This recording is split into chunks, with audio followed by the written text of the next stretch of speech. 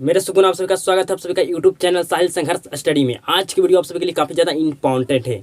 आपको आज की वीडियो में पूरा डिटेल में एक्सप्लेन करके बताने वाले हैं कि 2025 में बोर्ड एग्जाम को तैयारी आपको किस तरह से प्रिपरेशन करना है कि आप 2025 के बोर्ड एग्जाम में आप बेहतरीन कर सकते हैं, आप बेहतर कर सकते हैं। तो आप इस वीडियो को शुरू से अंत तक देखिएगा कि आपको किस तरह से स्टडी करना है।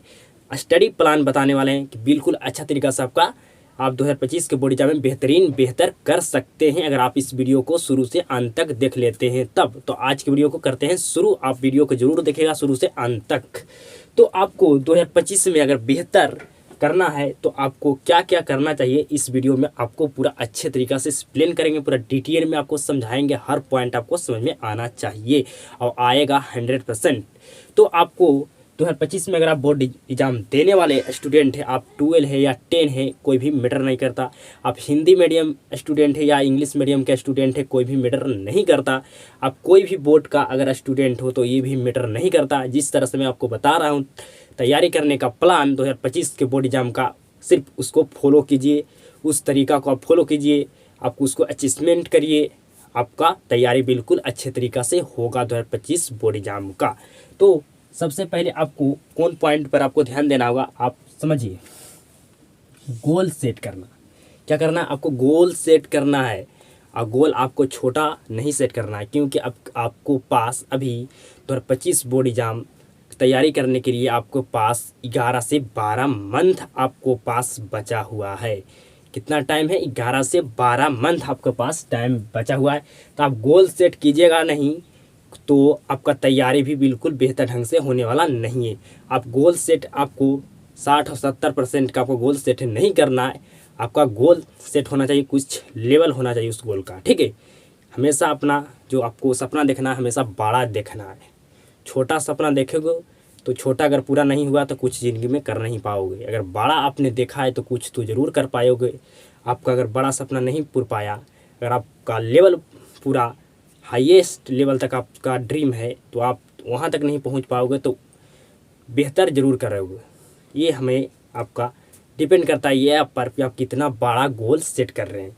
आपका गोल हमेशा बड़ा होना चाहिए, आपका ड्रीम हमेशा बड़ा होना चाहिए। तो आपको सबसे पहले गोल सेट कर लेना है 2025 बोर्ड एग्जाम को तैयारी करने के लिए, ठीक है। कि आपका गोल 90% या 95% या टॉपर आपको बनना है।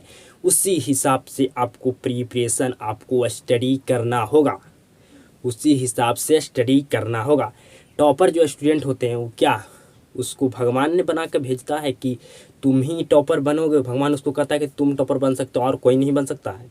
ऐसा कुछ भी नहीं है। उसके पास क्या होता है? तो उसके पास थोड़ा नॉलेज होता है, जो आज की वीडियो में आप सभी को हम बता रहा हूँ, इसको ध्यान से समझिएगा। उसके पास क्या नॉलेज होता है? क्योंकि वो अपना टाइम को, वक्त को बर्बाद नहीं करता है। वो सोचता है कि हमारे पास टाइम बहुत कम है। और आप लोग क्या सोचते हैं जो स्टूडेंट टॉपर नहीं बन पाते कि हमारे पास 12 मंथ 11 मंथ हमारे पास टाइम है तो मैं अभी से क्या तैयारी क्यों करूँ, अभी पास बहुत मेरे पास टाइम है, मैं तैयारी कर लूँगा।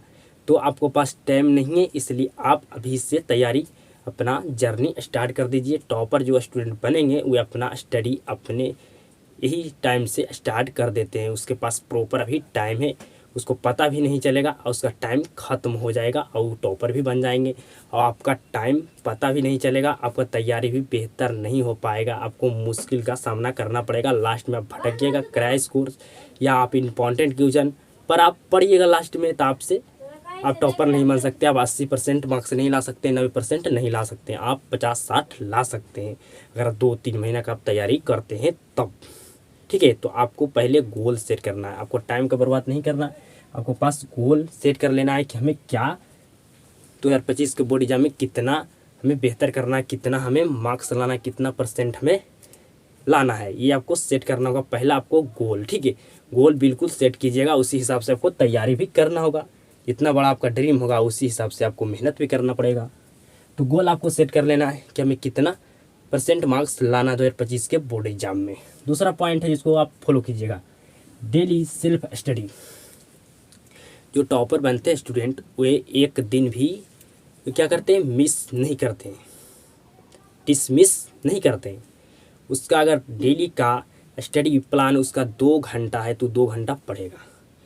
ये मैटर नहीं करता कि कब आप स्टडी कर रहे हैं, आप दिन कीजिए या रात कीजिए या दोपहर कीजिए, कोई मैटर नहीं करता। जो टाइम आपका अच्छा लगता है, जो भी आपका समय अच्छा लगता है, उसी समय आप अपना तैयारी स्टडी कीजिए। ये मैटर नहीं करता। हर स्टूडेंट का हर एक तरीका होता है, अनेक तरीका होता है उसको तैयारी करने के लिए अपना। कोई रात में तैयारी करता है, कोई अपना दिन में करता है, कोई अपना दोपहर में करता है।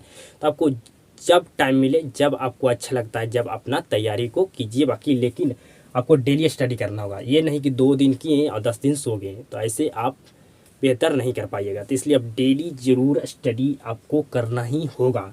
नेक्स्ट पॉइंट है डेली टाइम टेबल। आपको डेली एक टाइम टेबल एक बना लेना है। क्या बना लेना? एक टाइम टेबल आपको बनाकर क्या कर लेना? चिपका लेना। जहाँ पर भी आप पढ़ाई करते हैं, स्टडी करते हैं, वहाँ पर क्या करना है? चिपका लेना है कि डेली का हमारा रूटीन हो गया। जब तक ये पूरा नहीं करेंगे, कहाँ किसी जगह कहीं हमें नहीं जाना है। जब तक हमारा ये कंप्लीट नहीं होगा, हम यहाँ से खसकने वाले नहीं हैं। कंप्लीट हो जाएगा तो उसके बाद आप जहाँ भी आपको मन है जाने का, आप जा सकते हैं। लेकिन आपका गोल कंप्लीट हो जाना चाहिए। जो आपका टाइम टेबल जिस अनुसार आप बनाए हैं कि हम डेली 4 घंटा या 5 घंटा पढ़ेंगे अभी से, तो आपको उसी हिसाब से आपको क्या करना है? आपको टाइम टेबल बना लेना है। हमारे हिसाब से आपको मैं सजेस्ट करता हूँ कि आप अभी से 5 से 7 घंटा पढ़िए, या आप 4 घंटा भी अभी पढ़ सकते हैं 1 महीना के लिए। 1 महीना के बाद आप क्या कीजिएगा? 1 मंथ के बाद आप 5 से 7 घंटा पढ़िएगा।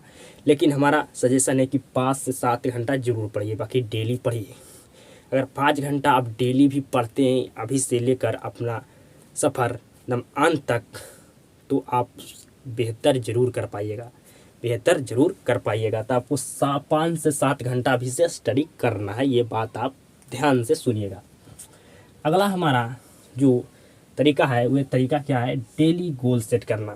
डेली गोल सेट करना है। अभी तो आपका सिलेबस स्टार्ट होगा, ठीक है? तो आपको चैप्टर वाइज टॉपिक पढ़ाया जाएगा। तो सबसे पहले आपको क्या कर लेना है? टॉपिक को आपको गोल सेट करना है कि हमें आज इस टॉपिक को क्लियर कर देना है। कॉन्सेप्ट हमारा क्लियर। फिर आपका टॉपिक जब पूरा चैप्टर का ख़त्म हो जाएगा, तब आपको क्या करना है? फिर आपका चैप्टर को आपको गोल सेट करना है कि आज हमारा फिजिक्स का ये चैप्टर ख़त्म हो जाना चाहिए, हमारा केमिस्ट्री का ये चैप्टर ख़त्म हो जाना चाहिए, हमारा मैथ का ये चैप्टर ख़त्म हो जाना चाहिए। आपको पहले टॉपिक का गोल आपको क्या करना है? सेट करना है। फिर उसके बाद आपको जब आपका टॉपिक ख़त्म हो जाएगा, तब चैप्टर को आपको गोल सेट करना है। कब आपको चैप्टर का गोल सेट करना है, कब आपको टॉपिक का गोल सेट करना है, इसके बारे में एक्सप्लेन करता हूँ, ठीक है? टॉपिक आपको कब गोल सेट करना है? जब आपका चैप्टर समाप्त ना हो। अगर आपका चैप्टर समाप्त हो जाए तो आप चैप्टर का गोल सेट कीजिएगा कि हमें चैप्टर ख़त्म करना, फिनिश करना है। कोई हाल में जब तक फिनिश नहीं होगा, हम यहाँ से खसकने वाले नहीं हैं, यहाँ से हम कभी भी नहीं जाने वाले हैं। जब तक हमारा ये गोल कंप्लीट ना हो जाए, मेरा टारगेट जब तक कंप्लीट ना हो जाए, पहले आप टॉपिक पर कमांड बनिए, फिर आप चैप्टर पर, फिर उसके बाद आपको आगे क्या करना, आगे आप देखते रहिए वीडियो, आपको मिलने वाला बिल्कुल अच्छे तरीक़े से नॉलेज। अगला आपको क्या है? Fair note. खुद का नोट होना चाहिए आपको। जहाँ भी आप पढ़ाई करते हैं, ऑफलाइन ऑनलाइन में क्या होता है कि आपको नोट खुद टीचर टाइपिंग करा कर दे दिया जाता है आपको, ठीक है? लेकिन जो आपका टीचर होता है वो जो टीचर होता है वो अपना अनुसार नोट बनाता है। तुम्हारे अनुसार वो अपना नोट नहीं बनाएगा। उसका जैसे उसका टॉपिक उसको समझ में आता है, उसी हिसाब से आपको नोट बना कर देगा, ठीक है? आप दूसरा का नोट उतना बेहतर आप नहीं कर पाइएगा जितना आपका खुद का नोट होगा। क्यों होगा? क्योंकि खुद का कोई भी काम होता है तो उसमें आपका एक्सपीरियंस होता है। अगर किसी को पढ़ाने का तरीका है तो उसके पास एक्सपीरियंस है, ठीक है? तो अपना खुद का नोट बनाइएगा। किसी का भी नोट आपको अगर दिया जाता है ऑनलाइन में, तो आप उसको मत पढ़िएगा, लेकिन अपना जो नोट होगा उससे आपका तैयारी बिल्कुल बेहतर ढंग से होगा, जितना भी टाइम लगे। कई लोग स्टूडेंट कहेगा कि हमें टाइम नहीं बच पाता है नोट बनाने के लिए, तो नोट बनाइए अपना खुद का। अगर आप दो टॉपिक करके आप बनाते हैं डेली, आपका टाइम ज़्यादा लगेगा, लेकिन जो आपका लास्ट में जो आपका तैयारी बेहतर कराएगा, जो कौन कराएगा? आपका खुद का नोट कराएगा। टीचर का नोट आपका तैयारी नहीं करा सकता है बेहतर। जो आपका हमेशा आपको ब्लैक ब्लू या आप रेड पेन का भी यूज करके अपना नोट बना सकते हैं, ठीक है। जिससे आपको देखने में सुंदर सुंदर आपका नोट होना चाहिए, जिससे आपको पढ़ने में मन लगे। आपका लास्ट में काम आने वाला आपका खुद का नोट, टीचर का नोट आपको काम में आने वाला नहीं है, ठीक है। आपका टीचर का नोट काम आने वाला लास्ट में नहीं है, खुद का नोट होगा। आप खुद का नोट 1 घंटा देंगे तो आप एक चैप्टर समेट सकते हैं, लेकिन जो आपका टीचर का नोट होगा आप 2 घंटा 3 घंटा देना पड़ेगा, क्योंकि आप खुद नोट बनाए तो आपको हर पॉइंट याद होगा कि हम इस पॉइंट के बाद क्या लिखें, इस पॉइंट के बाद क्या लिखें, इस टॉपिक के बाद क्या लिखें, इस टॉपिक के बाद क्या लिखें। आपका लिखावट होगा तो लिखावट से आपका याद होगा।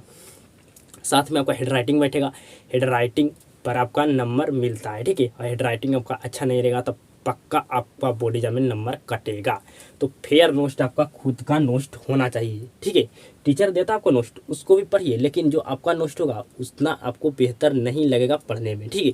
अगला पॉइंट है आपको टेबल चेयर के साथ ही स्टडी करें। अगर आपके पास टेबल और चेयर नहीं है तो हम लोग किसान का क्या है, पुत्र है, तो हम जहाँ मन है आप चौकी तर, पलंग तर, खटिया पर आपको स्टडी कर लेना है। ये नहीं कि टेबल और चेयर होगा तभी हम अपना स्टडी करेंगे। जहाँ मन है वहाँ आप कर सकते हैं, हर परिस्थिति में लड़ना हम जानते हैं। आपके पास नहीं है तो आप ये जिद लगा कर नहीं कि टेबल होगा तब हम पढ़ाई करेंगे। आपको बहाना नहीं लगाना है, बहाना मारिएगा खुद अपने आप को ठग रहे हैं तो अपने आप को क्या होइएगा, बर्बाद होइएगा, ठीक है।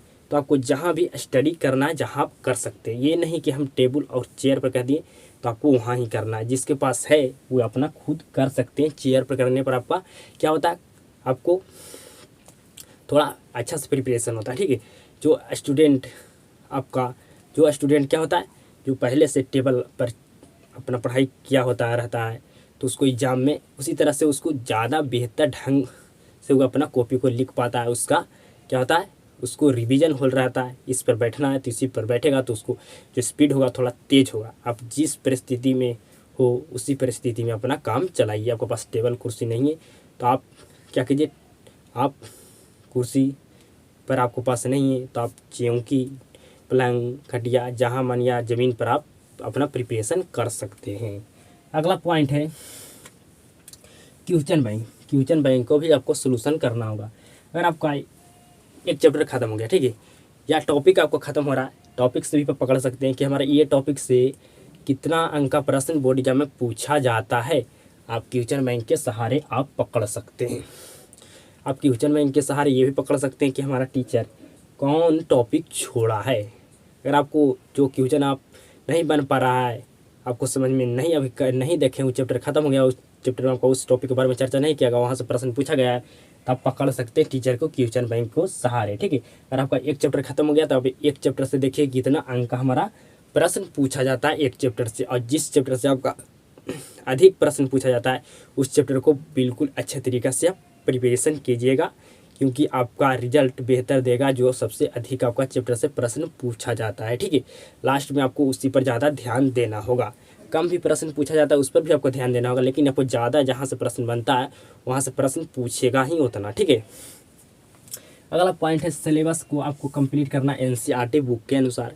तो आप कहिएगा कि एनसीईआरटी बुक के अनुसार क्यों कंप्लीट करें, इसका कुछ रीज़न होगा तब ना मैं आपको बता रहा हूँ। तो इसका रीज़न क्या है कि अगर आप सिलेबस को एनसीईआरटी के अनुसार कंप्लीट करते हैं तो आपका कॉपी एनसीईआरटी बुक के अनुसार आपका कॉपी को चेक किया जाता है। अगर आप एनसीईआरटी के अनुसार पढ़े हुए हैं तो आपका नंबर काटने का एग्जामिनर का कोई भी हक नहीं होगा, ठीक है, क्योंकि एनसीईआरटी के अनुसार ही आपका कॉपी को चेक करेगा, जिससे आपका नंबर एक भी नहीं कटेगा। आपका ये नंबर बहुत बचाएगा, आपको कटने नहीं देगा। इसलिए आप एनसीईआरटी बुक के अनुसार अपना सिलेबस को कंप्लीट कीजिए। टॉपर जो स्टूडेंट होते हैं वो अपना एनसीईआरटी सिलेबस के अनुसार ही अपना सिलेबस को कंप्लीट कर पाते हैं, जिसकी वजह से वे टॉपर बन पाते हैं। उसका नंबर नहीं कट पाता, उसका कोई भी एग्जामिनर जो होता है को पीछे करने का कोई भी उसका बहाना, कोई भी वजह नहीं होता है कि हम इसका नंबर काट पाएंगे, ठीक है, क्योंकि उसका जिस तरह से कॉपी चेक करता है उसी तरह से उसका क्या होता है, कॉपी लिखा हुआ होता है हुबहू, इसलिए उसका कोई भी नंबर नहीं करता, एक भी नंबर नहीं, आधा भी नंबर नहीं करता है।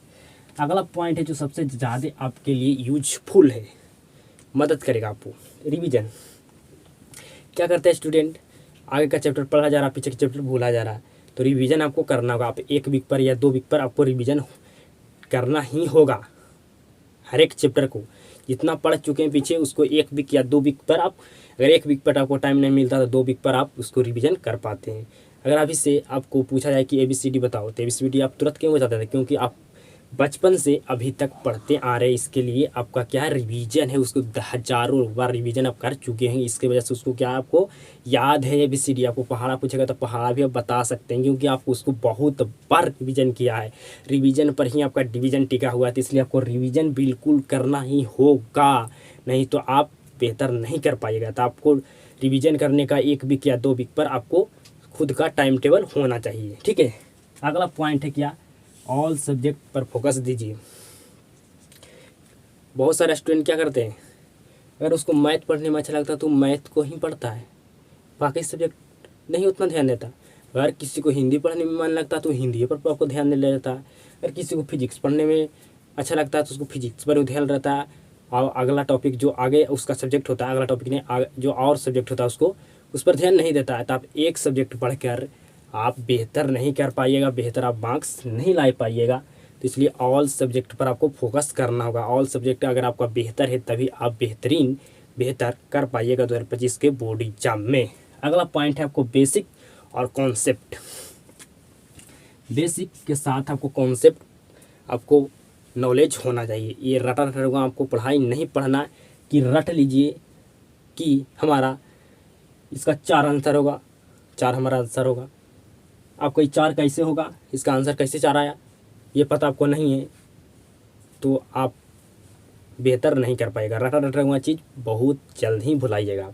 आप क्या कीजिए, कोई भी चैप्टर से पहले जो आपका चैप्टर आपको चालू हुआ है उसको पहले बेसिक नॉलेज लीजिए, उसके बाद आप कॉन्सेप्ट पढ़िए। आपका चैप्टर से एक भी प्रश्न छूट जाएगा तो आप कमेंट कर सकते हैं, आपका एक प्रश्न भी नहीं छूटेगा, क्योंकि आप बेसिक एडवांस से क्या आप 0 लेवल से एकदम हीरो लेवल तक पढ़े हैं। बेसिक से लेकर आप एडवांस तक कवर किए तो कहाँ से प्रश्न पूछेगा, बेसिक से पूछा था, बेसिक में हमारे पास कंप्लीट है। कॉन्सेप्ट पूछेगा तो कॉन्सेप्ट हमारे पास कंप्लीट है, आपका सिलेबस से ही प्रश्न पूछा जाता है, कहीं बाहर से आपका प्रश्न नहीं पूछा जाता है।